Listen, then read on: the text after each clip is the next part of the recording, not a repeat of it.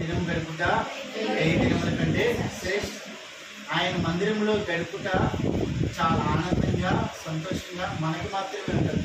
ఎందుకంటే ఆ యొక్క లోకంలో ఉన్న జనులందరూ ఎందులో ఆనందిస్తారంటే, కొంతమంది ఆటపాటలు ఎంతో ఆనందిస్తారు, కొంతమంది ఏంటంటే లోకంలో తిరిగి సంచరిస్తారు, కొంతమంది సినిమాల్లో ఆనందం దొరుకుతారు. ఆ యొక్క ఆనందము క్షణం మాత్రమే ఉంటుంది. కానీ మన దేవునితో గడిపితే జీవితకాలం అంటే మనకి ఆనందం దొరుకుతుంది. హల్లెలూయా, హల్లెలూయా.